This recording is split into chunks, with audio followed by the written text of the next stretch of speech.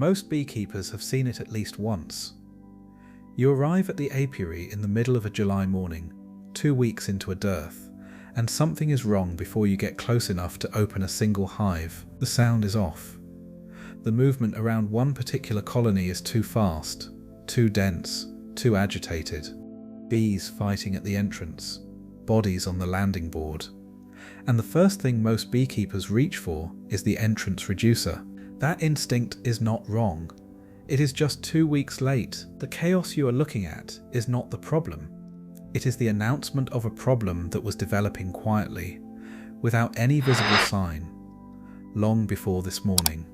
And if you understand what a robbing event is actually broadcasting, not just about the targeted colony, but about every colony in that apiary, you are looking at one of the most precise diagnostic tools in practical beekeeping.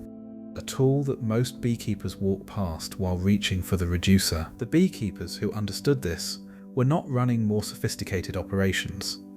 They were asking a different question when they arrived at the apiary during a dearth.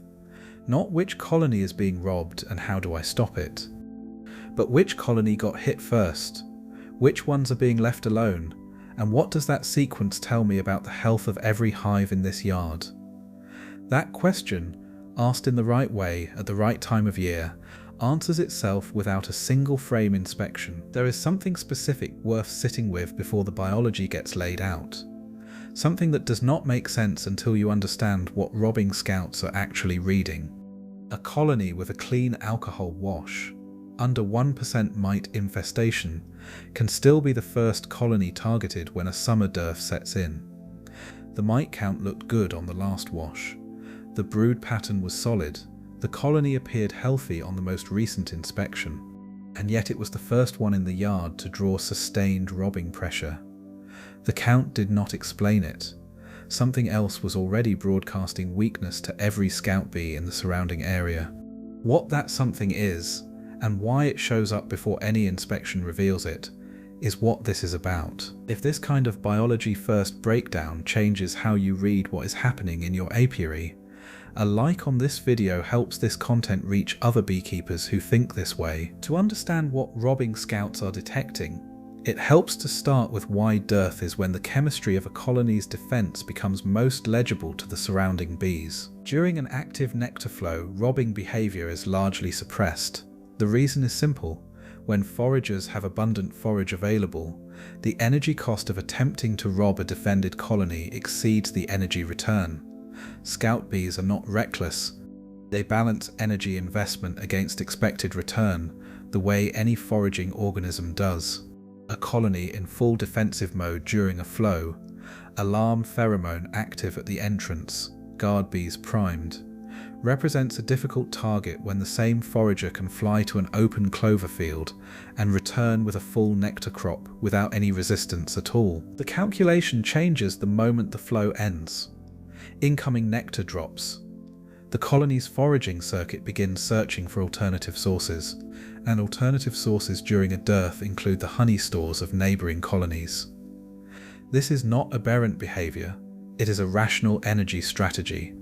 The same biological drive that makes bees exceptional foragers makes them opportunistic robbers when the environment demands it.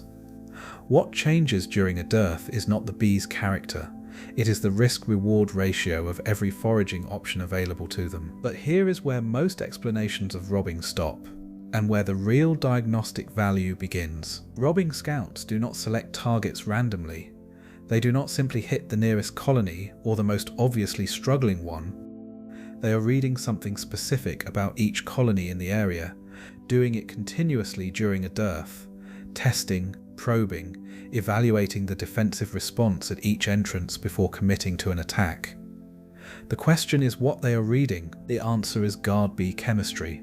Specifically, the defensive pheromone coherence of the guard population at the entrance. A colony in full physiological health fields a guard population that responds to threat stimuli, the approach of an unfamiliar bee, a disturbing vibration, an unusual odour at the entrance, with a rapid, coordinated release of alarm pheromone.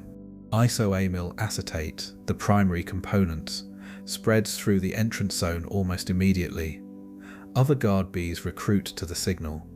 The response is fast, dense, and unambiguous. A robbing scout approaching this entrance receives a clear deterrent. The cost-benefit calculation comes back negative.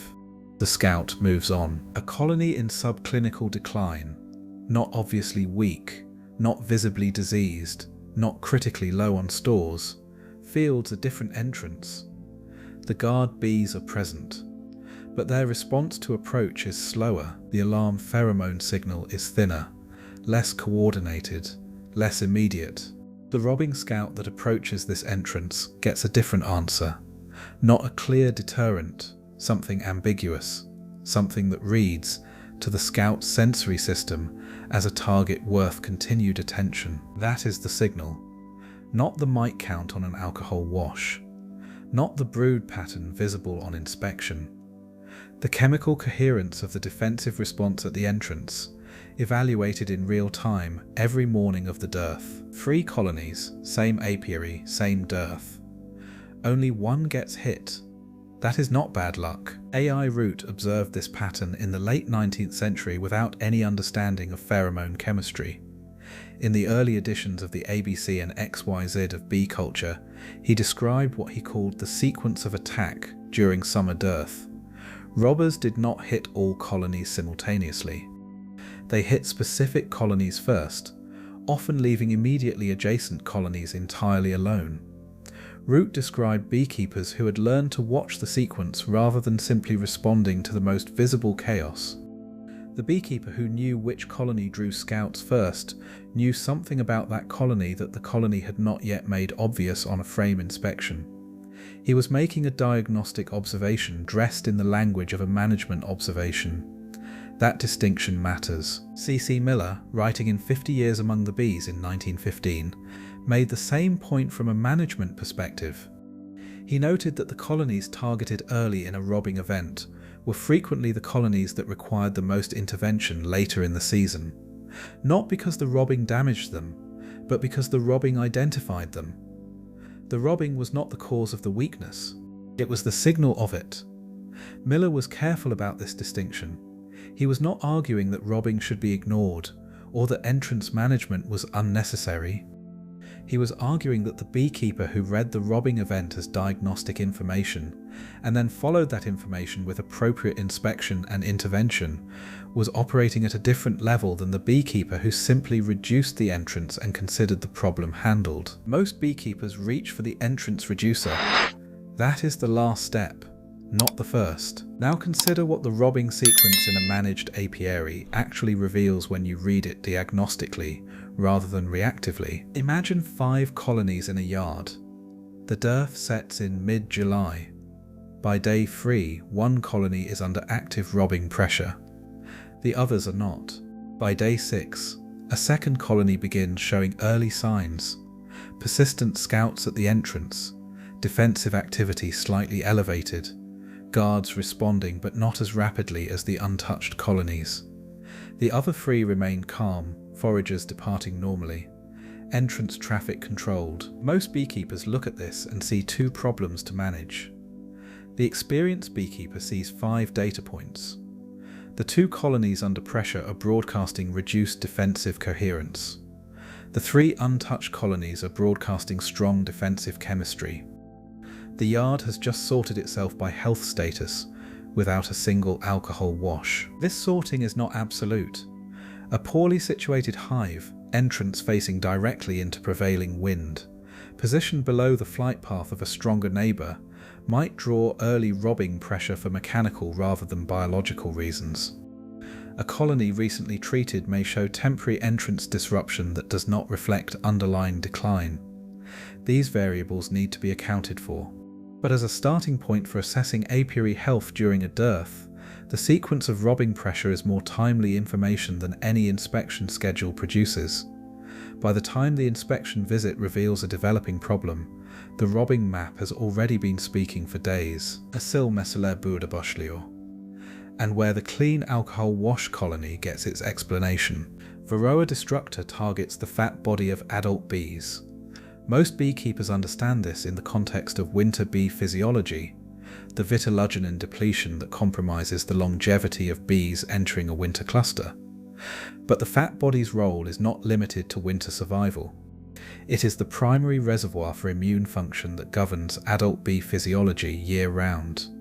It regulates vitellogenin production, sustains oxidative stress resistance, and maintains the physiological reserve that bees draw on for every metabolically demanding task the colony requires. A high Varroa load in a summer colony is not simply a mite population problem. It is a population-wide impairment of fat body function that affects, among other things, the physiological vigour of the bees guarding the entrance. Guard bees with compromised fat body function do not produce alarm pheromone responses with the speed or coordination of physiologically healthy guards.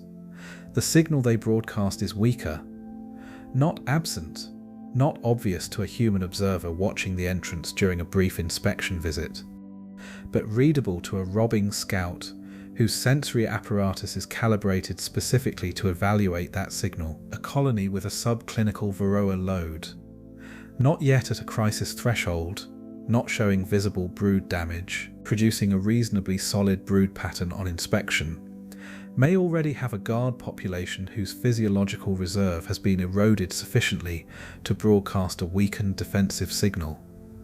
That colony looks fine on the frames, but it has already changed what it is saying at the entrance. The colony the robbers found first. That is the colony that needs the most careful attention next. This is the answer to the question raised at the beginning. The mite count at the time of the alcohol wash reflected a population below the visible treatment threshold. But the bees that mite population had fed on during their pupal stage, the bees now comprising the guard workforce at the entrance, carried the physiological consequence of that feeding even after the mites had moved on. The fat body impairment, the reduced alarm pheromone coherence, the thinner defensive signal at the entrance. The robbing scouts did not read the alcohol wash, they read the entrance, and the entrance was already telling them something the wash had not captured. The wash measures mites on adult bees at a single point in time. The entrance broadcasts the cumulative physiological history of the bees holding it. Those are not the same thing, and in the days immediately following a dearth, the entrance is the more current document.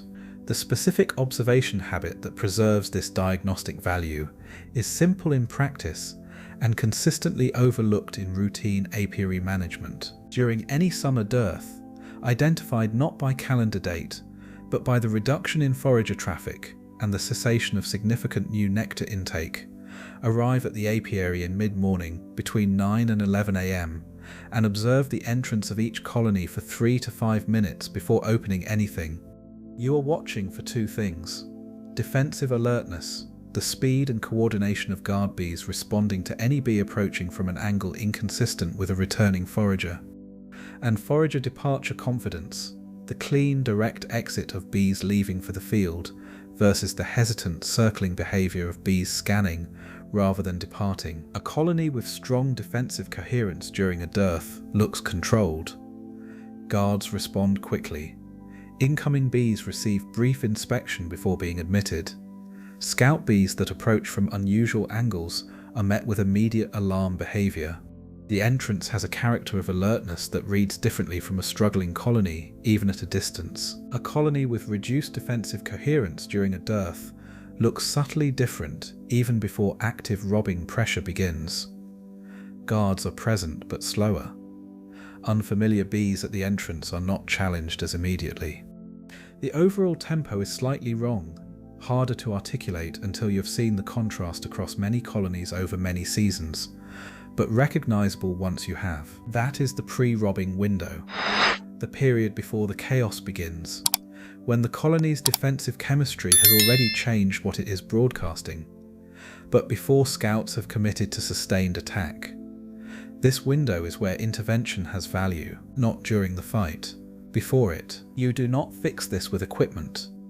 You fix it with timing and attention. Moses Quinby, writing in the 1860s, described a distinction between colonies that held their entrances and colonies that did not, in language that predates any understanding of pheromone chemistry but reflects exactly what later research would confirm.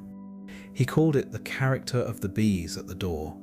Some colonies had it, some did not, and the ones that did not were the ones that needed the beekeeper's attention that day. He was describing defensive pheromone coherence without knowing it.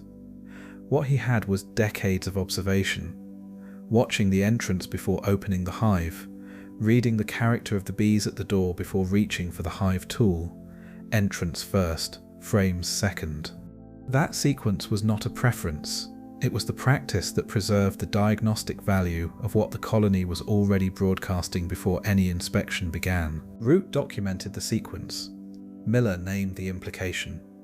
Quinby practiced the observation. None of them understood the biochemistry. All of them understood the principle. The colony that draws robbers first is the colony that was already different. Something in the biology of the bees at its entrance had shifted before the robbing began, before any inspection would have found it, before anything visible announced the change. We used to know this. Somewhere along the way, it got forgotten. If this kind of observation-based, biology-first reasoning changes how you think about your apiary during a dearth, consider subscribing. There is more of this kind of historically grounded precision ahead. The practical summary is this.